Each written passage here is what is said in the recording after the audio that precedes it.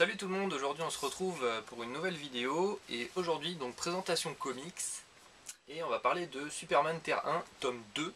Voilà, parce que là on a le tome 1 qu'on voilà. vous avait déjà présenté lors d'une précédente vidéo. Et donc là aujourd'hui le tome 2. Alors, que dire du tome 2? Bah, tout simplement c'est la bonne suite du tome 1, c'est une très bonne surprise. Beaucoup plus fin que le tome 1, parce que le tome 1 était vraiment un gros pavé quand même, il y avait 256 pages. Là on est sur 136 pages, donc c'est quand même beaucoup plus fin. Beaucoup plus réduit. C'est le dernier tome, puisque c'est une série en 2 tomes, donc voilà, là c'est fini. C'est terminé, donc c'est toujours scénarisé par Straczynski évidemment. Ouais. Et cette fois c'est dessiné par Ardian Syaf. D'accord. C'est plus Shane Davis, mais c'est très... Moi j'ai beaucoup aimé les dessins. Ouais, j'adore Shane Davis et ce qu'a fait Ardian Syaf, c'est très très bien aussi. Oui. Dans la même continuité même, on dirait qu'il n'y a pas vraiment de changement au final entre les deux dessinateurs. L'histoire est toujours au top, Straczynski a fait toujours du bon boulot. Et donc alors dans celui-là, alors déjà c'est la collection DC Deluxe toujours, et normalement je crois le prix c'est 15 ou 17,50 €. C'est 17,50 €. Ça doit être 17,50 € pour celui-ci. Alors pour l'histoire, que dire, donc en plus des superbes illustrations, ça commence bien, première page. Donc Superman toujours énervé, alors le premier était super énervé déjà, et là maintenant il est encore plus énervé, il arrache son petit costume. Alors dans celui-ci, donc ce qui est bien c'est que là vous avez un petit résumé en fait du tome précédent, donc ça c'est toujours agréable parce que c'est vrai que entre la sortie du tome 1 et puis du 2, des fois on lit le tome 1 dès qu'il sort et puis le tome 2 sort 6 mois après, donc on a lu des choses avant, on se rappelle plus forcément. C'est clair, moi ça m'arrive souvent ça. Voilà, donc les récapitulatifs sont là pour ça, voilà. Donc on lit tout. Ouais. Et donc on commence bien puisque du coup pour les premières pages on retombe en fait si vous voulez dans les souvenirs en fait de Kal-El quand il était encore sur Krypton. Enfin les souvenirs, c'est surtout ses parents que l'on voit, donc on voit Jor-El et Lara donc qui sont en train d'envoyer du coup leur fils sur Terre quoi. Et c'est un peu mystérieux hein, leur façon de parler et tout ça puisque Lara lui dit on se doute que c'est en fait... il y a un truc qui va pas quoi. On se doute que c'est Superman en fait qui voit ses souvenirs par le vaisseau. Oui c'est ça. En fait. Ouais. Dans sa forteresse de solitude. Voilà. Et donc en fait dans ce tome, donc ils sont battus contre l'alien, comment il s'appelait déjà? Alors, tu m'as dit Tyrell.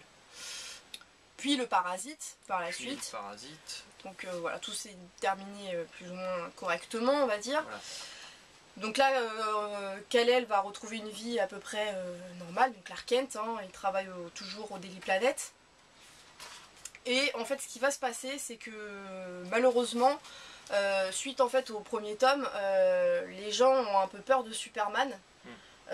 Parce que justement ils viennent de le découvrir au final, il vient de se montrer au monde. Il y en a qui sont fans de lui parce qu'il a quand même sauvé plus ou moins pas la planète, mais voilà, il a combattu Parasite, il a combattu un autre extraterrestre qui venait quand même pour détruire la race humaine, il me semble. Hein, non, en fait il venait pour... il voulait tuer Kal-El. Voilà, il voulait tuer le dernier kryptonien. Oui, sauf qu'il voulait quand même buter la planète quoi, s'il voulait pas se rendre. Oui, bah oui, évidemment. Mais dans tous les cas, je pense que s'il avait tué Superman, il aurait tué aussi les Terriens.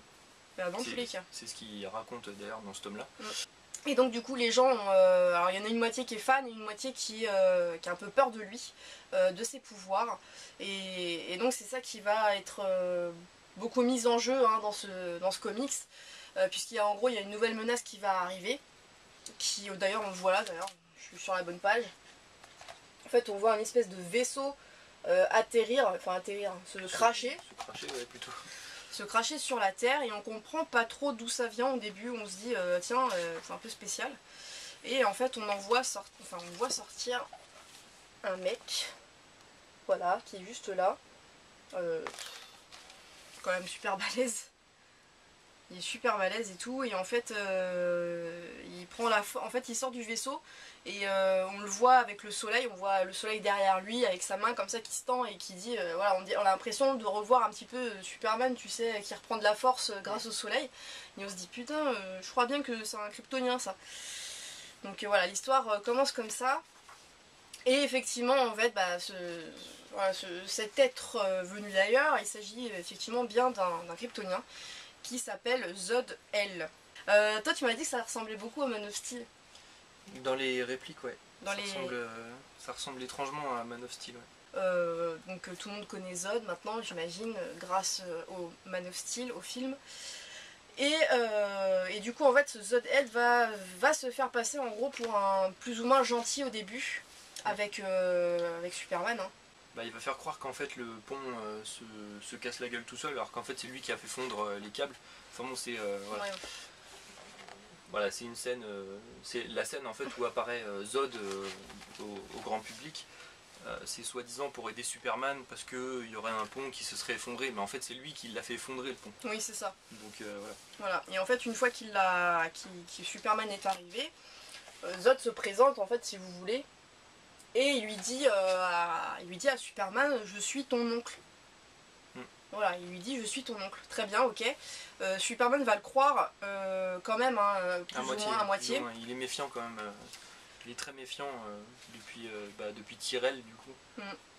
Donc il va le croire à moitié. Et en fait, ce qui va se passer, c'est que c'est un gros enfoiré, en fait, Zod. Hein. De toute façon, voilà, c'est Zod. Lui, de son côté, il va aller au gouvernement. Donc là, on le voit arriver, débarquer, je pense que c'est au Sénat ou quelque chose comme ça. Là où tout le monde est réuni, en fait, les dirigeants, les militaires et compagnie. Et en fait, il va dire, voilà, moi je peux vous débarrasser de Superman parce que, voilà, il dit comme qu'il est dangereux, ceci, cela, bref, il commence à leur retourner le cerveau. Et eux, comme le gouvernement est pareil, est mitigé sur Superman parce qu'ils disent qu'il les a sauvés, mais en même temps, c'est vrai qu'il est dangereux. Donc du coup ils vont prendre un petit peu ses paroles tu vois en grâce quoi, et du coup ils vont lui faire confiance, donc ils vont faire confiance à Zod, et ce qui va se passer c'est qu'ils vont autoriser en fait Zod à combattre Superman, je crois que c'est dans le désert ou quelque chose comme ça, là où il n'y a pas de vie en fait, là où il n'y a pas d'immeuble et tout. En contrepartie, il faut qu'aucune force spéciale ou l'armée ou quoi que ce soit n'intervienne. Voilà, donc c'est-à-dire que en gros ils sont d'accord pour que Zod tue Superman. Donc c'est un peu litigieux quand même leur histoire. Et donc Zod va en fait attirer Superman dans le désert. Et en ouvrant son vaisseau par lequel est arrivé Zod, qui est rempli du coup de kryptonite, voilà, il va le faire mettre à terre quoi au final. Et là c'est là que Superman se rend compte que c'est pas du tout un gentil, que c'est pas du tout même son oncle d'ailleurs, hein, c'est rien du tout. Et il apprend que c'est un général en fait sur sa planète, et que c'est à cause de lui, c'est à cause de Zod en fait, que la planète a explosé, parce que c'est lui qui a passé un accord en fait avec le camp de Tyrell. Et en fait, il leur a promis à ces gens-là en fait que s'ils faisaient ce qu'il fallait, ils seraient tranquilles à vie. Lui, il leur donnerait tout ce qu'il faut. Ouais, lui, en fait, Zod le fournirait à ces extraterrestres la technologie pour anéantir du coup tous les kryptoniens. Ouais. En contrepartie, Zod, lui, il veut anéantir jusqu'au dernier kryptonien. C'est-à-dire qu'il veut pas en laisser un seul en vie. Et du coup, quand il s'aperçoit qu'il y a une navette qui s'enfuit de Krypton au dernier moment, il n'a pas le choix que de la poursuivre, et du coup ça l'amène sur Terre. Un petit peu après Tyrell du coup, parce voilà. Que Tyrell il se fait... d'ailleurs il est là Tyrell. Ouais. Parce que là on le voit bien, donc là on voit, en fait on revoit c'est un flashback. Ouais. Là on est en train de revoir des flashbacks en fait de ce qui s'est passé sur Krypton. Donc là on voit l'accouchement par exemple de Lara, et juste après là on voit bien Zod, qui est juste ici, qui est en train de parler justement au peuple extraterrestre, donc l'autre planète qui vit à côté de celle de Krypton. Et en fait, juste là, on voit Tyrell, donc le méchant de l'épisode précédent. Et en fait, il leur promet vraiment des trucs de fou. Et en fait, voilà, c'est Zod en fait, qui fait carrément exploser Krypton. Et ça, enfin, je pensais pas trop que c'était lui, quoi. Enfin... Bah ouais, c'est vrai que quand on lit le premier tome, on se dit bon bah Krypton a explosé, enfin voilà, c'est naturel quoi au final, c'est comme la fin d'une planète, enfin d'une étoile. Et du coup voilà, on se doute pas du tout un seul instant que Zod est dans le coup en fait. C'est ça. Et quand on le voit, on se dit quel enfoiré alors. Bel enfoiré quoi. Comme d'hab en fait, à chaque fois qu'il apparaît, il fout de la merde. Voilà. Donc il y a un sacré combat. Voilà, entre les deux. Et ce qui va se passer, c'est qu'en parallèle, vous avez Lex, donc Lex Luthor, et sa femme, Alexandra, qui, eux, de leur côté, avec le gouvernement également, voulaient mettre en place... comment expliquer, voulaient mettre en place en fait un système pour neutraliser Superman. Exact. Neutraliser Superman. Et Lex Luthor, comme il est dans le comics, lui n'est pas forcément d'accord avec ça, puisque pour lui il prend pas Superman comme un ennemi, donc c'est plutôt sa femme en fait qui va à tout prix faire cette arme, et Lex lui, voilà, on sent bien qu'il n'est pas d'accord avec ça, d'ailleurs on le voit ici, il tire en fait sur Superman, donc à contre-cœur, on le sent bien, il lui dit je suis navré Superman, donc il lui tire dessus pour justement que Zod puisse l'anéantir, quoi, le terminer. Et en fait, ce qui va se passer, c'est que Lex Luthor va revenir. Voilà, donc ils vont se foutre sur la gueule et tout. Et Lex Luthor va avoir des remords, tout simplement. Donc il va revenir sur la scène de la bataille. Et en fait, il va tirer sur Zod cette fois-ci. Ouais. Il va tirer sur Zod. Et du coup, Zod va être pour le coup neutralisé. Superman commence seulement à retrouver un petit peu ses pouvoirs. Et là, Lex Luthor lui dit c'est maintenant. Parce que sinon, si t'attends que tous tes pouvoirs soient revenus, t'auras jamais le temps de pouvoir le neutraliser. Et c'est ce que Superman va faire. En fait, ils sont à force à peu près égale, parce que le temps que Superman récupère du premier tir, Zod, lui, il est... alors, en fait, il tire à travers une vitre, et du coup, il n'est pas complètement neutralisé, il a encore quelques pouvoirs. Et du coup, Lex attend un petit peu que son pistolet recharge, du coup. Et en fait il va lui tirer dessus une deuxième fois. Ouais. Sauf que Zod lui il lui balance un espèce de bout de ferraille et en fait ça va le transpercer et du coup il va le tuer. C'est ça. Il va réussir à tuer Lex Luthor. Et du coup lui par contre Zod va être touché directement par le rayon. Ouais voilà c'est cette page. Voilà, il va être touché directement par le rayon et Superman va pouvoir du coup achever Zod. Mais évidemment Lex Luthor s'est fait tuer par Zod. Ouais. Et du coup on se doute que Alexa, la femme en fait de Lex Luthor, va en vouloir à Superman à mort quoi. Voilà, donc en fait Lex, lui, pour lui c'était normal en fait d'aider Superman. C'était plus ou moins son rôle, il l'a pris comme ça. Et le truc qui va se passer, c'est qu'au final, Lex Luthor n'est pas vraiment Lex Luthor là. C'est plutôt sa femme en fait qui lui ressemble. C'est elle qui devient un petit peu haineuse de Superman et qui va créer des trucs et tout contre lui et tout à la fin. Et c'est là qu'on se dit, ah ouais, au final, dans cet univers, le Lex Luthor, au final, c'est sa femme, quoi. C'était pas le... donc ce qui est quand même plutôt, je trouve, sympa, au final, dans cette histoire. Et puis, j'adore cette page est magnifique. C'est vraiment une belle... Donc là, on voit bien que Alex... Comme ça, c'est Alexa, je crois que c'est Alexa, ouais, c'est Alexandra, ouais. On la voit qui pleure et qui lui dit voilà, je te hais, voilà, parce que pour elle, Lex Luthor c'était vraiment toute sa vie.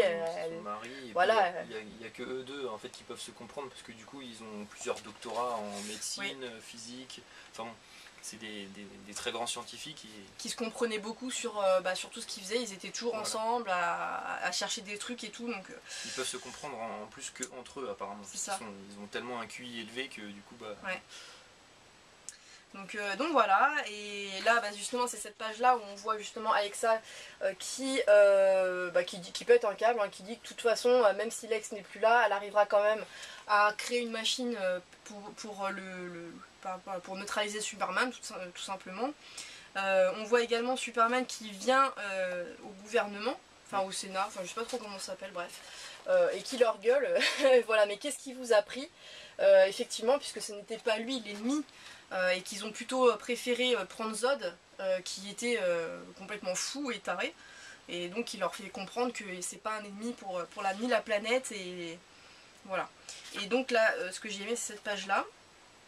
Parce que là, du coup, on voit comme Lex qui est dans un espèce d'incubateur. Ouais, dans une cuve un peu spéciale. Donc il est mort. Donc on ne sait pas trop ce qu'il fait là. Est-ce qu'elle a une idée en tête pour le faire revenir ou je sais pas trop. En tout cas, voilà, ça se termine comme ça, globalement. Superman retourne dans sa petite forteresse de solitude. On y voit d'ailleurs qu'il est en train de créer... une sorte d'armure. Ouais. C'est une sorte d'armure, effectivement. Une sorte d'armure qui a été confectionnée à la base par Zod, du coup. Et on le voit, en fait, sur les planches d'après, on voit qu'il enfile cette armure. Et... ouais, elle est là. On se rend compte en fait de ce qu'il veut faire. Il veut en fait tout simplement récupérer la kryptonite qui est dans le vaisseau de Zod, sauf qu'apparemment Alexandra Luthor est passée avant. Voilà. Et du coup bah, on se doute de ce qui va se passer après. Donc... Voilà, parce que là on le voit en fait avec l'armure. Donc là on le verra pas très bien peut-être à la caméra. Mais en tout cas il a bien l'espèce d'armure transparente. Et juste là en fait on voit Alexa qui est en train de le regarder avec des jumelles. Donc on se doute bien que voilà, elle le suit et que voilà, elle est bien passée avant également pour certainement prendre bah oui, effectivement la kryptonite. Toute la kryptonite. Voilà. Et donc bah, ça se termine comme ça. Il y a une fin là. Ce qui me paraît un peu bizarre du coup qu'il y ait une fin. Après cette page là. Bah après on se doute que c'est en fait c'est juste une sorte d'origin story un peu différente. Un peu différente de ce qu'on connaît. De toute façon c'est Earth One, c'est un univers alternatif. Voilà, c'est un univers alternatif, c'est un Elseworld. Donc voilà, donc comme d'habitude, bah, un petit mot des auteurs, évidemment, de Straczynski et de Siaf. Et ensuite vous avez tout ce qui est art, des artworks, des recherches, sketchbook et compagnie, comme d'habitude en fait, à chaque fin de... Enfin, presque chaque. Presque, oui, c'est pas tout le temps, mais... Pas tout le temps. Voilà, des petites recherches, des croquis, des choses comme ça. Donc c'est toujours intéressant de voir, et puis voilà. Donc voilà comment ça se termine. Donc globalement c'est un bon petit comic, je trouve, une bonne petite suite. Moins lourd à digérer que le premier, parce que c'est vrai que le premier était vraiment... fallait se l'enfiler d'un coup. Celui-là je trouve qu'il passe beaucoup mieux, et puis l'histoire avec Zod toujours, moi je trouve ça sympa. Parce qu'on n'en a pas beaucoup, et voilà, ça reste toujours un méchant. C'est une très bonne suite et fin au premier tome en fait. Voilà, ça suit très bien, il n'y a pas d'incohérence, il n'y a pas de trucs bizarres, donc voilà, pour le coup. Un très bon comics, si vous avez la possibilité de les lire, ceux-là par contre, les 2 tomes, évidemment, n'hésitez pas, franchement c'est des super bons tomes. Ils sont vraiment très bien tous les deux.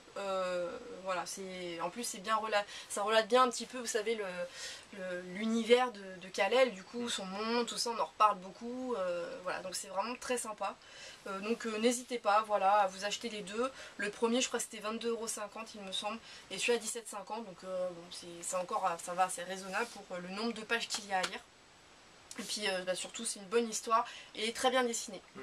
Donc voilà, j'espère que ça vous aura plu. N'hésitez pas à nous dire bien sûr si vous l'avez lu, si ça vous désirez le lire, nous dire ce que vous en pensez. Et puis on vous dit à la semaine prochaine pour une nouvelle vidéo. Salut tout le monde.